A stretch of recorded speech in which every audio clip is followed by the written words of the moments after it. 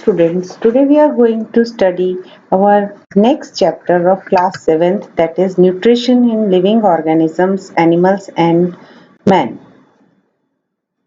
As you have read in the previous chapter that all the plants they prepare their own food and are known as autotrophs. सभी plants अपना food खुद prepare करते हैं और उनको हम autotrophs बोलते हैं. Animals जो हैं मगर अपना फूड खुद प्रिपेयर नहीं कर सकते और उनको हम बोलते हैं heterotrophs. They are known as heterotrophs because they cannot prepare their own food. Animals जो हैं इनकी जो बॉडी है वो कॉम्प्लेक्स मटेरियल्स जैसे फूड मटेरियल्स जो है उनको ब्रेक डाउन करती है सिंपलर फॉर्म्स में और उससे वो अपना फूड जो है न्यूट्रिशन जो है वो लेते हैं. एनिमल न्यूट्रिशन को हम 3 स्टेप्स में दिखा रखा है हमने. First is mode of intake of food and another is your food requirement, food habits, and third part we are going to talk about is utilization in the body, utilization of the nutrition in the body. Now let's talk of the modes of intake of food. सभी animals जो हैं उनका खाना खाने का तरीका, उसको chew करने का तरीका जो है वो different होता है. जैसे कि आप इस स्पैरो में देख सकते हो. स्पैरो में एक छोटी सी बीक है जो कि जिससे वो अपना फूड जो है वो अपना दाना लेती है और उसे च्यू करती है.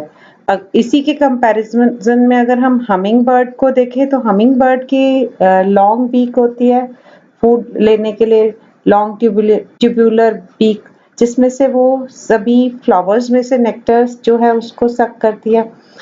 Now let's compare the eating habits of animals. जैसे कि काऊ का आप देख रहे हो, काऊ में जो है उसके बड़े बड़े टीथ्स होते हैं जिनको हम मोलर्स और प्रीमोलर्स जो होते हैं वो बहुत बड़े होते हैं जिससे वो अपने फूड को च्यू करती है प्रॉपरली. इंसिजर से वो उनको कट करती है जो कि और बाद में उसको ग्राइंड करके उसको वो स्वेलो करती है और फिर उसके बाद उसका न्यूट्रिशन जो है वो एब्जॉर्ब होता है.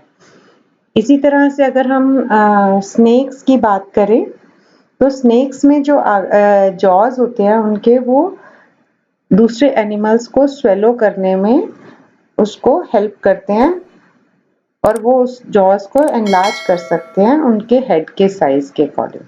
So every animal and birds they have different modes of taking in the nutrition.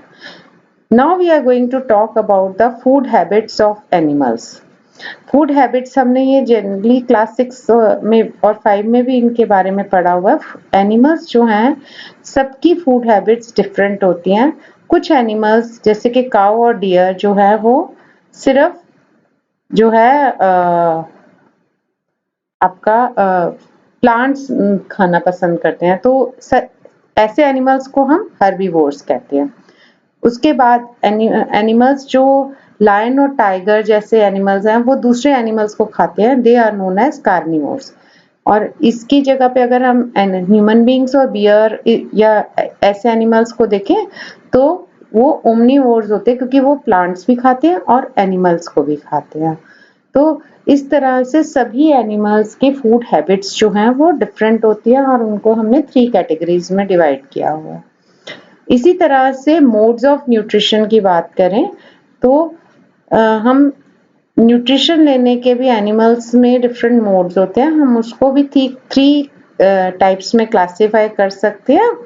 सबसे पहला है आपका saprophytic nutrition.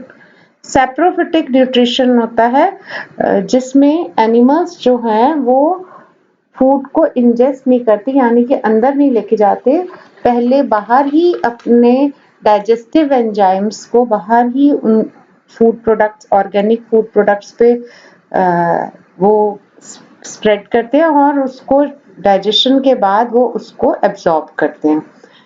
such type of nutrition is known as saprophytic nutrition, यानी कि वो डेड और डिकेइंग प्लांट्स और मैटर पे से न्यूट्रिशन लेते हैं। जैसे कि एग्जांपल्स हैं आपका फंजाई और बैक्टीरिया, ये सेप्रोट्रॉफ्स हैं।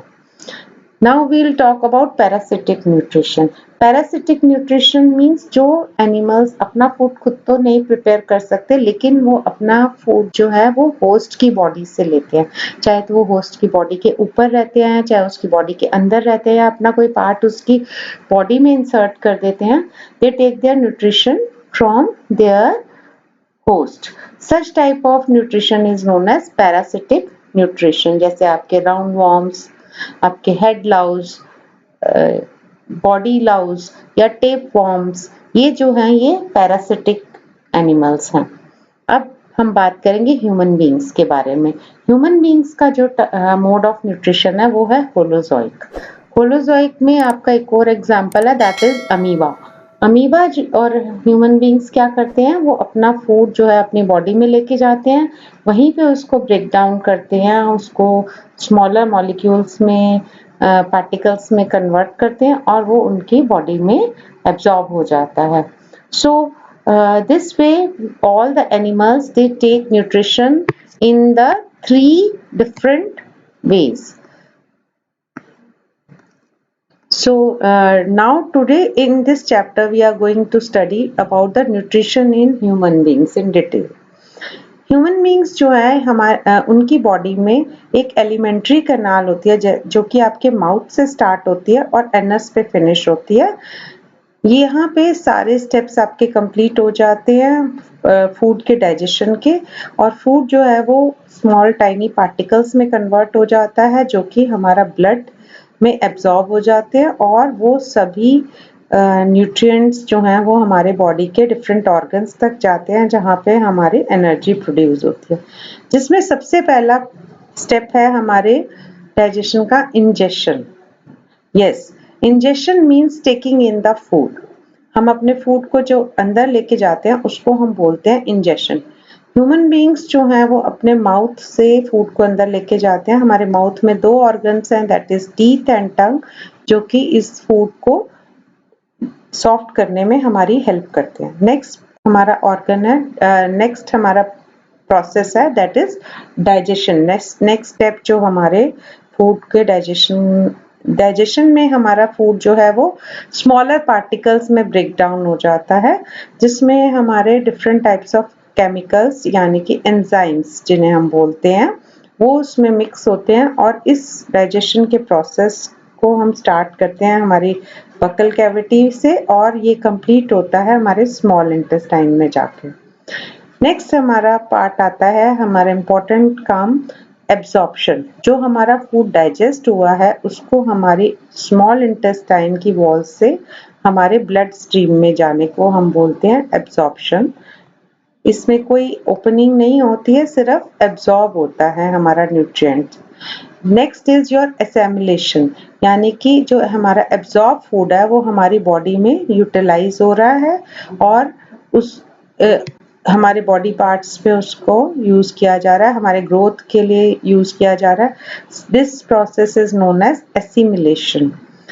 उसके बाद आ जाता है इजेशन। इजेशन मीन्स एलिमिनेटिंग, यानी कि निकालना। जो हमारा फूड बच गया हमारी बॉडी में डाइजेस्ट नहीं हो पा रहा, that is known as and that process is known as egestion.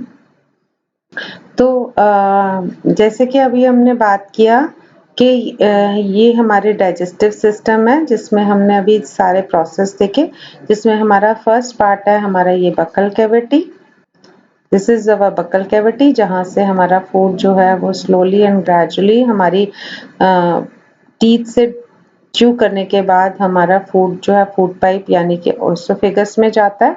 ओएसोफेगस से ये हमारा फूड जो है हमारी स्टमक, और स्टमक से ये स्मॉल इंटेस्टाइन, और ये हमारी स्मॉल इंटेस्टाइन है, और स्मॉल इंटेस्टाइन में पूरी डाइजेशन कंप्लीट होने के बाद हमारा फूड जो है वो लार्ज इंटेस्टाइन से होता हुआ हमारी रेक्टम से एनस से बाहर आ जाता है। तो इस तरह से हमारा फूड जो है वो डाइजेस्ट होता है, मगर इस डाइजेस्टिव सिस्टम के जो ये हमने अभी ऑर्गन्स बताए हैं उनके साथ कुछ एसोसिएटेड ऑर्गन्स भी होते हैं, ग्लैंड्स भी होते हैं, जैसे कि सिलिवरी ग्लैंड जो कि आपका सलाइवा सिक्रीट करता है और हमारे डाइजेशन में हमारे हेल्प करता है। हमारी डाइजेशन जो है वो हमारे फूड से ही माउथ से ही स्टार्ट हो जाती है। उसके बाद हमारा पैनक्रियाज, हमारा लिवर, ये जो ऑर्गन्स हैं ये हम सपोर्टिव ऑर्गन्स है जो कि सिक्रीट करते हैं डाइजेस्टिव जूसेस जो हमारे फूड के डाइजेशन में हेल्प करता है।